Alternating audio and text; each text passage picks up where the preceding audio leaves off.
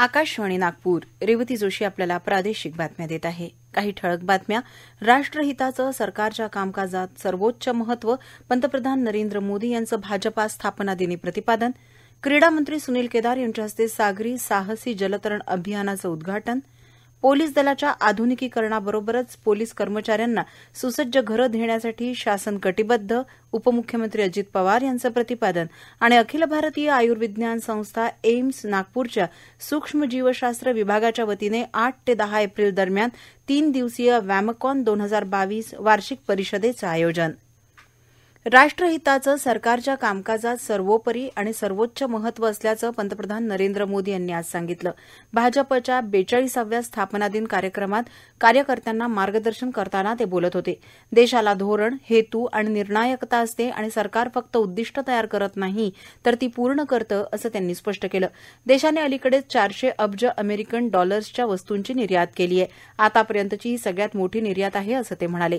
4 राज्यात भाजपचं double engine सरकार पुन्हा एकदा सत्तेत आल्याबद्दल त्यांनी समाधान व्यक्त केलं. गेल्या 30 वर्षात राज्यसभेत भाजपनं 100 सदस्यांचा टप्पा गाठलाय, अशी माहिती त्यांनी दिली.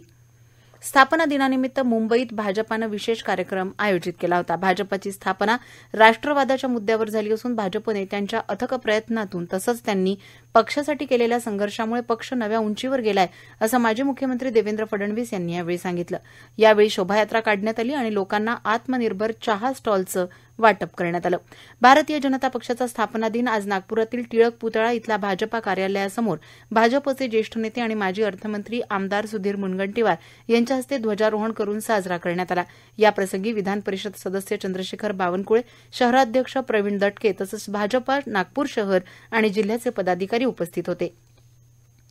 अंमलबजावणी संचालनालय हे त्यांच्या कार्यप्रणालीप्रमाणे काम करतं. त्यामध्ये जर कोणाला अन्यायकारक काही वाटत असेल तर त्यांनी न्यायालयात जाऊन दाद मागता येते, असं बावनकुळे यांनी संजय राऊतांच्या संपत्तीवर ईडीच्या कारवाईसंदर्भात प्रश्न विचारला असताना स्पष्ट केलं. मुनगंटीवार यांनी महाविकास आघाडीवर टीका करताना महाविकास आघाडी सरकारमध्ये कुणीही संतुष्ट नसल्याचं सांगितलं. अमरावतीच्या भाजप जिल्हाध्यक्ष निवेदिता चौधरी यांच्या नेतृत्वात जिल्ह्यातील 2000 बूथवर भाजपचा 42वा स्थापना दिन विविध रचनात्मक कार्यक्रमांनी साजरा करण्यात आला. भाजपच्या कार्यकर्त्यांनी आपल्या घरावर भाजपाचा झेंडा फडकवला. शक्ती केंद्र परिसरात दुचाकी यात्रा काढून पंतप्रधान नरेंद्र मोदी यांच्या संदेशपर भाषणाचं प्रक्षेपण कार्यकर्त्यांनी सामूहिकरित्या आत्मसात केलं. राष्ट्रवादी काँग्रेसचे अध्यक्ष शरद पवार यांनी पंतप्रधान नरेंद्र मोदी यांची दिल्लीत भेट घेतली. या दोन्ही नेत्यांमध्ये संसदेतील पंतप्रधान कार्यालयात भेट झाली. या नेत्यांमध्ये यापूर्वी 17 जुलै 2021 रोजी भेट झाली होती. मात्र महाराष्ट्रात महाविकास आघाडी सरकार आणि भाजप केंद्रीय तपास यंत्रणा यांच्यात संघर्ष सुरू आहे. या पार्श्वभूमीवर ही भेट झाल्यामुळे राजकीय चर्चांना उधाण आलंय. पंतप्रधान नरेंद्र मोदी आणि शरद पवार दोघांमध्येच 20 ते 25 मिनिटं चर्चा झाली. भेटीचा विषय नेमका समजू शकलेला नाही. भारतरत्न डॉ. बाबासाहेब आंबेडकर यांची 131वी जयंती राज्यभरात आजपासून सलग 10 दिवस अभिनव पद्धतीने साजरी केली जाणार आहे. सामाजिक न्याय आणि विशेष सहाय्य विभागाने त्यासाठी नियोजन केल्याची माहिती सामाजिक न्यायमंत्री धनंजय मुंडे यांनी आज मुंबईत दिली.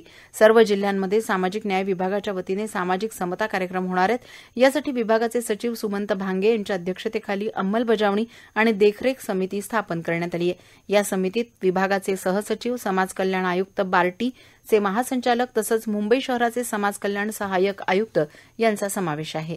जागतिक आरोग्य दिनानिमित्त सार्वजनिक आरोग्य विभागाच्या वतीने उद्या मुंबईत फिट महाराष्ट्र उपक्रम हाती घेण्यात आला आहे. या उपक्रमाचं उद्घाटन उपमुख्यमंत्री अजित पवार यांच्या हस्ते होईल, असं सार्वजनिक आरोग्य मंत्री राजेश टोपे यांनी सांगितलं. गेटवे ऑफ इंडिया इथे सकाळी 9 वाजता होणाऱ्या या कार्यक्रमाला क्रीडा आणि युवक कल्याण मंत्री सुनील केदार, वैद्यकीय शिक्षण मंत्री अमित देशमुख यांची प्रमुख उपस्थिती राहणार आहे. देशव्यापी कोविड प्रतिबंधक लसीकरण मोहिमेत देशानं आज 185 कोटी मात्रांचा टप्पा ओलांडला. आज सकाळपासून देशभरात 9 लाखांपेक्षा जास्त नागरिकांचं लसीकरण झालं. त्यामुळे आतापर्यंत लाभार्थ्यांना दिलेल्या मात्रांची एकूण संख्या 185 कोटी 3 लाखांच्या वर गेली आहे. त्यात 83 कोटी 52 लाखांपेक्षा जास्त नागरिकांना 2 तर 2 कोटी 25 लाखांपेक्षा जास्त लाभार्थ्यांना वर्धक मात्रा मिळाली आहे. स्वामित्व योजनेअंतर्गत देशातील सुमारे 31,000 गावांमध्ये मालमत्ता पत्रक तयार केल्याचं सरकारनं म्हटलंय. ग्रामीण भागात घरं असलेल्या मालकांना हक्काची नोंद प्रदान करणं हा या योजनेचा उद्देश आहे. पंचायत राज राज्यमंत्री कपिल मोरेश्वर पाटील यांनी लोकसभेत लेखी उत्तरादाखल ही माहिती दिली. आयुष्मान भारत प्रधानमंत्री जन आरोग्य योजनेअंतर्गत लाभार्थ्यांना 17 कोटी 90 लाखांपेक्षा जास्त आयुष्मान कार्ड प्रदान करण्यात आली आहेत. आरोग्य आणि कुटुंब कल्याण राज्यमंत्री डॉ. भारती पवार यांनी काल राज्यसभेत एका लेखी उत्तरात ही माहिती दिली. क्रीडा मंत्री सुनील केदार यांच्या हस्ते सागरी साहसी जलतरण अभियानाचं उद्घाटन भारताचा प्रवेशद्वार गेटवे ऑफ इंडिया इथे आज करण्यात आलं. स्वातंत्र्याच्या अमृत महोत्सवानिमित्त काल झालेल्या जागतिक सागरी दिनानिमित्त स्वच्छ भारत आणि प्रदूषणमुक्त समुद्र या विषयावर जनजागृती करण्यासाठी भारतातील सर्वात मोठं आणि पहिलं सागरी जलतरण अभियान मुंबईतील भारताचं प्रवेशद्वार ते घारापुरी लेणीपर्यंत राबविण्यात आलं. जागतिक सागरी दिन हा काल 5 एप्रिलला असला तरीही पोहण्याच्या दृष्टीने भरती ओहोटीचं वेळापत्रक आज 6 एप्रिलला सकाळी जलतरण अभियान ठरवण्यात आलं. भारतातील सर्वात मोठं आणि पहिलं असं हे अभियान आहे, ज्यामध्ये 62 किलोमीटर अंतराच्या या अभियानासाठी राज्यातील उत्कृष्ट 50 जलतरणपटू निवडण्यात आले होते. या अभियानाच्या पोस्टरचं उद्घाटन क्रीडा मंत्री सुनील केदार यांनी केलं. जलतरण अभियानामध्ये 10 ते 60 वर्ष वयोगटातील जलतरणपटूंचा समावेश होता. सागरी जलतरणाचं नेतृत्व नागपूरचा आंतरराष्ट्रीय सागरी जलतरणपटू जयंत दुबळे यांनी केलं. या प्रादेशिक बातम्या आपण आकाशवाणीच्या नागपूर केंद्रावरून ऐकत आहात. आमच्या केंद्रावरील सर्व बातम्या ऐकण्यासाठी आणि ताज्या घडामोडी जाणून घेण्यासाठी Marathi news Nagpur all India radio या आमच्या युट्यूब वाहिनीला नक्की सबस्क्राईब करा. पोलीस दलाच्या आधुनिकीकरणाबरोबरच पोलीस कर्मचाऱ्यांना सुसज्ज घरं देण्यासाठी शासन कटिबद्ध असल्याची ग्वाही उपमुख्यमंत्री अजित पवार यांनी दिली. शिर्डी उपविभागीय पोलीस अधिकारी कार्यालय, शिर्डी पोलीस ठाणे आणि पोलीस अंमलदारांच्या 112 निवासस्थानांच्या नूतन इमारतींचं उद्घाटन पवार यांच्या हस्ते झालं. त्यावेळी ते बोलत होते. पोलिसांच्या सोयीसुविधांसाठी जुलै महिन्यात होणाऱ्या पावसाळी अधिवेशनात अधिकचा निधी उपलब्ध करून दिला जाईल असं आश्वासनही त्यांनी दिलं. जीर्ण झालेल्या राज्यातील 75 पोलीस ठाण्यांचं बांधकाम करण्यात येईल. तसंच पोलिसांच्या विविध गृहनिर्माण प्रकल्पांना 860 कोटी रुपये उपलब्ध करून दिले जातील असंही ते म्हणाले. शिवसेना नेते संजय राऊत यांच्यावर सक्तवसुली संचालनालयाने केलेल्या कारवाईच्या निषेधार्थ आज गडचिरोली जिल्ह्यातील देसाईगंज इथे शिवसेना जिल्हाप्रमुख सुरेंद्रसिंह चंदेल यांच्या नेतृत्वात निदर्शनं करण्यात आली. खासदार संजय राऊत यांच्या शिष्टाईमुळेच राज्यात महाविकास आघाडीचं सरकार स्थापन झालं. या बाबीचं राजकीय भांडवल करून भाजप सरकारने खासदार संजय राऊत यांच्यावर खोटे गुन्हे दाखल करून त्यांची संपत्ती जप्त केल्याचा आरोप शिवसैनिकांनी यावेळी केला.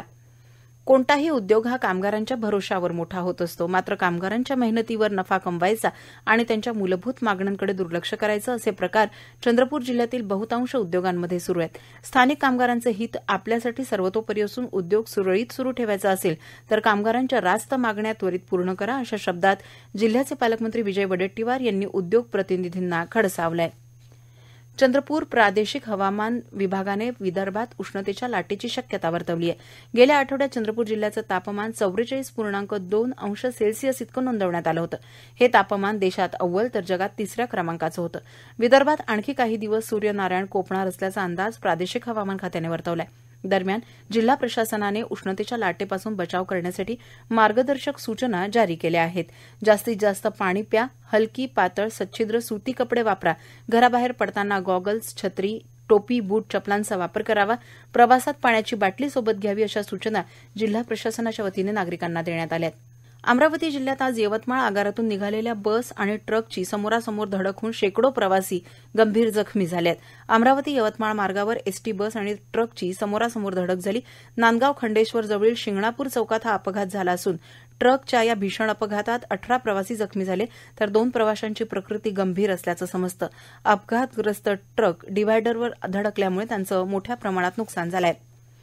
केंद्रीय आरोग्य आणि कुटुंब कल्याण मंत्रालयाच्या अंतर्गत येणाऱ्या नागपूरच्या मिहान स्थित अखिल भारतीय आयुर्विज्ञान संस्था अर्थात एम्सच्या सूक्ष्मजीवशास्त्र विभागाच्या वतीने येत्या 8 ते 10 एप्रिल दरम्यान विदर्भ असोसिएशन ऑफ मेडिकल मायक्रोबायोलॉजिस्टच्या वतीने 3ऱ्या वार्षिक परिषद वॅमकॉन 2022चं आयोजन करण्यात आलं आहे. या वर्षीच्या परिषदेची संकल्पना man versus microbes the seesaw ride ही असून कोरोना महामारीच्या काळात कोविड विषाणूने मानवजातीवर ओढवलेल्या संकटाच्या पार्श्वभूमीवर ही संकल्पना महत्वाची आहे. या 3 दिवसीय परिषदेत सुमारे 200 मेडिकल मायक्रोबायोलॉजिस्ट विदर्भ क्षेत्रातून तसंच लगतच्या मध्य प्रदेश आणि छत्तीसगड राज्यातून सुद्धा सहभागी होणार असून या परिषदेत विविध प्रकारच्या कार्यशाळा, परिसंवाद, वादविवाद स्पर्धा, प्रश्नमंजुषा देखील आयोजित करण्यात येतील. या परिषदेत प्रामुख्याने anti microbial resistance techniques, lifestyle intervention for health care workers या प्रमुख विषयांवर चर्चा आणि परिसंवाद होणार आहेत. एम्सच्या संचालिका डॉ. विभा दत्ता यांनी यावेळी एम्स नागपूर संदर्भात विवेचन केलं. पदवी अभ्यासक्रमाच्या 125 जागा तसंच पदव्युत्तर अभ्यासक्रमाच्या 50 जागा असून एम्स नागपूरमध्ये 27 विभाग आहेत. युरोलॉजी, नेफ्रोलॉजी, गॅस्ट्रोएंटरोलॉजी यासारखे नवीन विभाग सुद्धा येत्या जुलैमध्ये इथे येतील, अशी माहिती त्यांनी दिली. एम्स नागपूर शहराच्या बाह्य भागात असल्याने इथे येण्यासाठी खापरी मेट्रो स्टेशन ते एम्स पर्यंतच्या बस सुविधा सुद्धा वाढवण्यासाठी आमचा प्रयत्न आहे, असंही डॉ. दत्ता म्हणाल्या. एम्सच्या सुविधा शहरी भागात नंदनवन इथे तसंच नागपूर जिल्ह्यात बेला इथे उपलब्ध करून देण्याच्या उद्देशाने तिथल्या प्राथमिक आरोग्य केंद्रांना एम्सने दत्तक घेतलं असल्याचं त्या म्हणाल्या. शेवटी पुन्हा काही ठळक बातम्या. राष्ट्रहिताचं सरकारच्या कामकाजात सर्वोच्च महत्व, पंतप्रधान नरेंद्र मोदी यांचं भाजपा स्थापना दिनी प्रतिपादन. क्रीडा मंत्री सुनील केदार यांच्या हस्ते सागरी साहसी जलतरण अभियानाचं उद्घाटन. पोलीस दलाच्या आधुनिकीकरणासोबतच पोलीस कर्मचाऱ्यांना सुसज्ज घरं देण्यासाठी शासन कटिबद्ध. उपमुख्यमंत्री अजित पवार आणि अखिल भारतीय आयुर्विज्ञान संस्था एम्स नागपूरच्या सूक्ष्मजीवशास्त्र विभागाच्या वतीने 8 ते 10 एप्रिल दरम्यान 3 दिवसीय वॅमकॉन 2022 वार्षिक परिषदेचं आयोजन. याबरोबरच हे प्रादेशिक बातमीपत्र संपलं. नमस्कार.